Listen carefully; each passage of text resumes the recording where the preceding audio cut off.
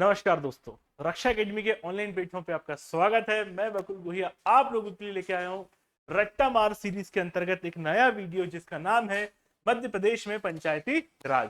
मध्य प्रदेश में पंचायती राज, ठीक। क्योंकि यहां से क्वेश्चन आपके आने लगभग तय रहते हैं। एक ना एक क्वेश्चन आपको हर एग्जाम में दिखाई देगा। आप इसको जरूर अच्छे से देखें और अच्छे से रट के जाएं। यहां से कुछ ना कुछ क्वेश्चन आपको दिखाई देने वाले हैं। तो सिर्फ अभी हम बात करने वाले हैं मध्य प्रदेश में पंचायती राज के बारे में, ठीक है। तो भाई साहब, अगर हम देखें मध्य प्रदेश में पंचायती राज के विकास को, तो मध्य प्रदेश पंचायती राज अधिनियम 1946 पहली बार लाया गया था, जो 1947 में पारित हुआ था। क्या बोला मैंने? मध्य प्रदेश पंचायती राज अधिनियम पहली बार 1946 में लाया गया और ये पारित हुआ था 1947 में। इसके बाद एक जनपद योजना भी लेके आई गई थी। कौन सी योजना? जनपद योजना, जो 1 जुलाई 1948 को द्वारिका प्रसाद मिश्र द्वारा लेके आई गई थी। याद रखना, ये भी जनपद योजना कौन लाया था? द्वारिका प्रसाद मिश्र। कब लाए थे? 1 जुलाई 1948 को। क्या बोला मैंने आपको? मध्य प्रदेश पंचायती राज अधिनियम 1946 पहली बार आया था। उसके बाद में 1 जुलाई 1948 को जनपद योजना आई थी और जनपद योजना को कौन लेके आया था? द्वारिका प्रसाद मिश्र। अगर हम बात करेंगे मध्य प्रदेश के संदर्भ में, या मध्य प्रदेश के संदर्भ में पहली समिति कौन सी बनी थी, तो काशी प्रसाद पांडे समिति। पंचायती राज के संबंध में मध्य प्रदेश में काशी प्रसाद पांडे समिति बनी थी। गठन हुआ था 29 जुलाई 1957 को। काशी प्रसाद पांडे समिति, जिसका गठन 29 जुलाई 1957 को हुआ था, और इसमें सदस्यों की संख्या कितनी थी? 15 थी। सदस्यों की संख्या कितनी थी? 15 थी। चलिए, बढ़िया, इतनी बात याद हुई आप लोगों को, होना ही चाहिए मेरे हिसाब से। चलिए देखें आगे, इसने क्या क्या सिफारिश करी थी काशी प्रसाद पांडे समिति ने? 15 सदस्यीय समिति 29 जुलाई 1957 को। त्रिस्तरीय पंचायती राज की व्यवस्था। त्रिस्तरीय पंचायती राज की क्या होनी चाहिए? व्यवस्था होनी चाहिए। और इस त्रिस्तरीय पंचायत के अंतर्गत ग्राम स्तर पर ग्राम पंचायत, ब्लॉक स्तर पर पंचायत समिति और जिला स्तर पर जिला पंचायत का प्रावधान इस समिति ने किया। इतनी बात समझ में आई जो मैंने अभी आपको कहा। जनपद योजना, काशी प्रसाद पांडे समिति और मध्य प्रदेश में पहला अधिनियम 1946। अन्य अधिनियम की बात करें आप, अन्य अधिनियम को देखते हैं और कौन कौन से अधिनियम मध्य प्रदेश में पंचायती राज के अंतर्गत आए, और इन अधिनियमों के द्वारा कुछ ना कुछ छोटे छोटे प्रावधान किए गए, ठीक है। जैसे पंचायती राज अधिनियम 1962, पंचायती राज अधिनियम 1981। ये ध्यान रखना कब कब आए थे, पता चला पूछ लिया ऑप्शन में, इनमें से किस वर्ष नहीं आया या कौन सा नहीं है, तो कम से कम थोड़ा पता रहना चाहिए। 1990, 1993, 2001 और आखिरी में आया 2004। पहला कब बोला अभी आपको?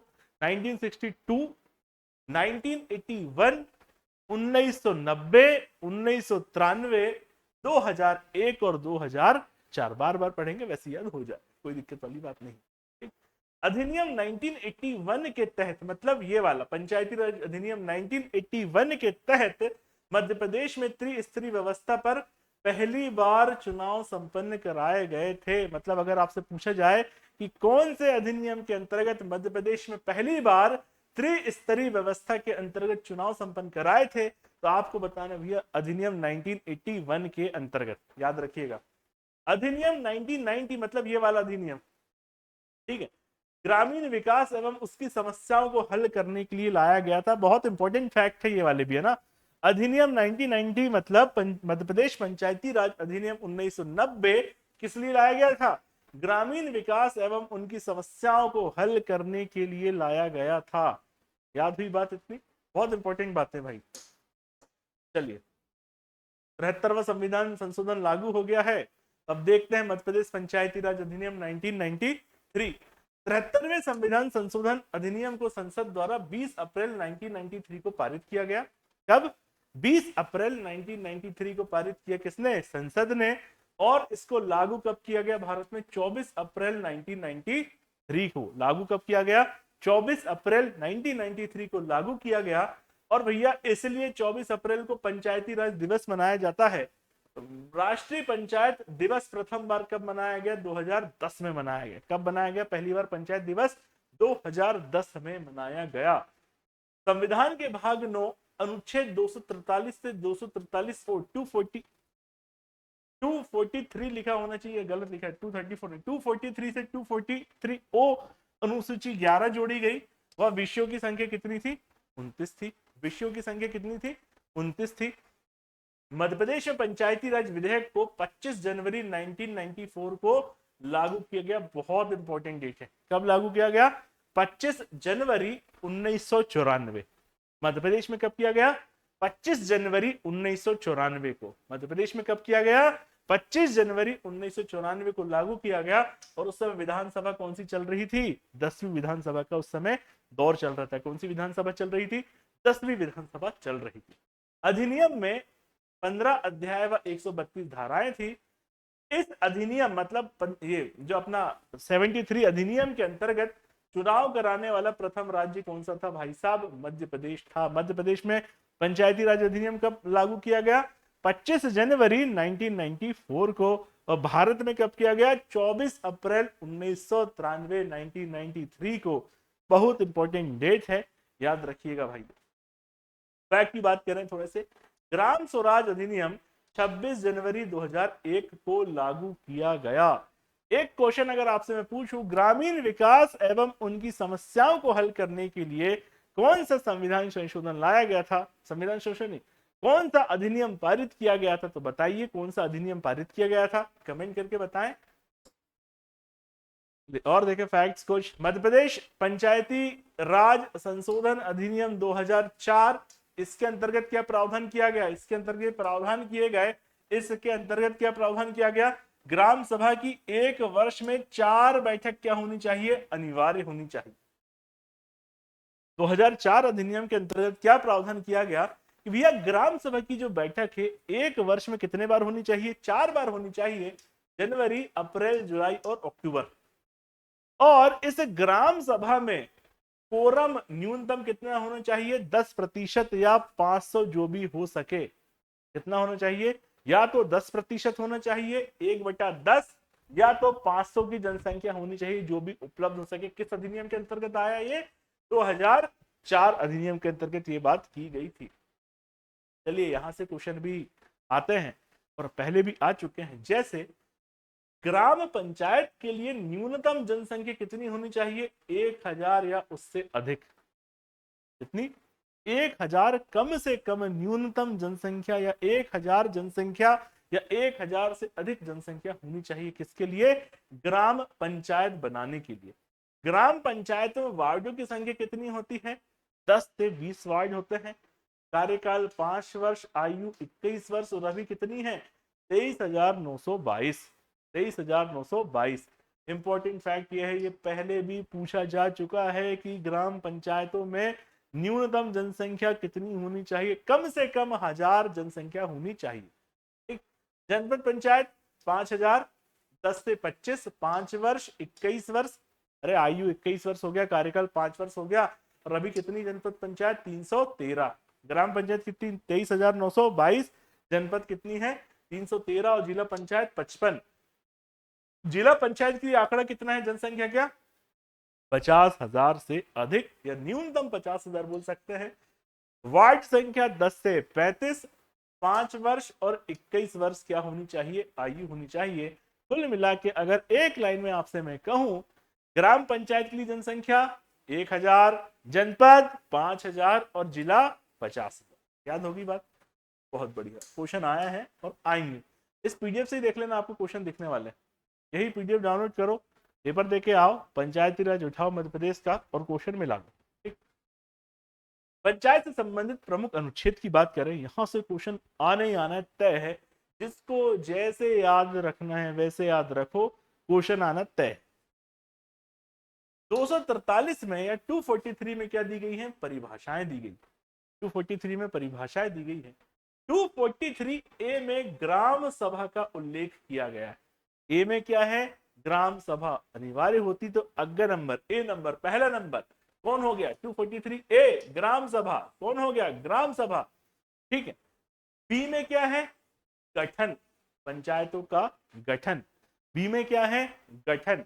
गठन के बाद क्या होगा, अब भैया गठन हो गया किसी भी चीज का तो उसके लिए क्या होगी, संरचना का निर्माण किया जाएगा। सी फॉर संरचना, सी फॉर संरचना। ए में क्या हो गया, अगले नंबर में मतलब पहले नंबर में ग्राम सभा आ गई, बी में गठन कर दिए, सी संरचना, सी संरचना। और डी में क्या है भैया, आरक्षण। डी में क्या है, आरक्षण, रिजर्वेशन। यहां डी में है, वहां किसमें है, टी में है। याद रखिए इस बात को, यही याद कर लो। यहां किसमें आरक्षण दिया गया है, पंचायती में, डी में। और नगरीय निकाय में किसमें आरक्षण की बात की गई है, टी में आरक्षण की बात की गई है। ए में क्या हो गया, ग्राम सभा। बी में क्या हो गया आपका, गठन। सी फॉर संरचना, डी फॉर रिजर्वेशन, आरक्षण। और वहां कहां दिया है, नगरीय निकाय में, टी में आरक्षण दिया है। ई में क्या है भैया, अवधि। ई में अवधि, ई अवधि, ई अवधि, ऐसे कैसे भी याद करो, याद करो। ई अवधि, ई अवधि, ई अवधि। सी संरचना, सी संरचना याद हो रही होगी मेरे हिसाब से बातें। डी में आपका रिजर्वेशन, उधर टी में ई अवधि। एफ में क्या है, सदस्य के लिए अयोग्यताएं की बात की गई है, सदस्यों के लिए अयोग्यता की बात की गई है। जी में शक्तियां, जी में शक्तियां। एच में कर लगाने की शक्ति। जी में क्या है भाई, शक्ति है, जी में शक्ति। जी शक्ति, पार्ले जी क्या देती है आपको, शक्ति देती है। पार्ले जी क्या देती है आपको, शक्ति देती है। जी में क्या बता दिया आपने, शक्ति, पार्ले जी शक्ति। एच में कैसी शक्ति दे रही है पार्ले जी, कर लगाने की शक्ति दे रही है। एच फॉर क्या हो गया आपका, कर शक्तियां। आई बहुत इंपॉर्टेंट है, वित्त आयोग का गठन की बात हो रही है। आई ऑटोमेटिकली याद रखो, आई में क्या हो रहा है आपका, वित्त आयोग का गठन। के में क्या है, पंचायतों का लेखांकन। के में है भैया निर्वाचन, इंपॉर्टेंट है। आई में क्या हो गया आपका, राज्य निर्वाचन आयोग का गठन। जे में पंचायतों को लेखांकन। के में क्या है, पंचायतों के लिए निर्वाचन। ठीक है, इतनी बात होगी मेरे हिसाब से क्लियर, याद करते जाइएगा। एल में क्या है, संघ राज्य क्षेत्रों का लागू होना। और एन में क्या है, प्रत्येक राज्य 1 वर्ष के भीतर पंचायती राज को लागू करेंगे। अगर मैं इसमें आपसे ये कहूं कि भैया इतने सारे आपने याद किए हैं, देखिए पहली बात तो ये कि भाई आपको पूरे याद कर रहा है। अब मान लो किसी को तकलीफ है पूरे याद करने में और वो बोल रहे हैं कि सर इसमें भी कुछ इंपॉर्टेंट बता दो, तो भाई साहब इंपॉर्टेंट की बात करें तो देखिए इंपॉर्टेंट के अंतर्गत एक तो ये आ गया 243A गठन की बात आ गई, 243B संरचना तो आपको याद ही है। डी में आपने रिजर्वेशन कर लिया, डी में आपने शक्तियां, कर भी लगा दिया आपने, आई में वित्त आयोग लगा दिए। कि कम से कम इतने तो याद कर लेना, लेकिन मैं फिर से की कहूंगा आपसे पूरे ही याद करके जाइएगा। तो मेरे हिसाब से इतनी बातें आपको समझ में आ चुकी होंगी और ये बहुत इंपॉर्टेंट टॉपिक है आपके लिए, यहाँ से क्वेश्चन आना लगभग तय ही माना जाता है ना। कुछ बात मैं बता दूं आपको, ये जो बैच दिख रहा है आपको रणनीति 51 का, ये बैच 1499 का नहीं रहा, ये मात्र 999 में आपको मिल रहा है। और इस बैच के अंतर्गत आपको पूरा कोर्स, साथ में ये जो टेस्ट सीरीज है आपको फ्री मिलने वाली है। तो 500 रुपए की टेस्ट सीरीज है, फ्री मिलने वाली है। और ये जो टेस्ट सीरीज है लगभग 100 टेस्ट सीरीज में मिल रहे हैं आपको। और इसके साथ ही साथ इसके अंतर्गत अगर आपने टेस्ट सीरीज भी ले लिए हैं तो इसके अंतर्गत आपको एमपीजीके का रिवीजन भी मिलेगा, ठीक है, करंट अफेयर्स भी मिलने वाला है और साथ ही साथ आर्थिक सर्वेक्षण भी प्रदान किया जाएगा। और अगर ये नहीं लेना तो आप 500 रुपए में टेस्ट सीरीज ले सकते हैं। बहुत बेहतरीन टेस्ट सीरीज का निर्माण यहाँ पर किया गया। मिलते हैं अगले वीडियो में, तब तक के लिए जय श्री राम।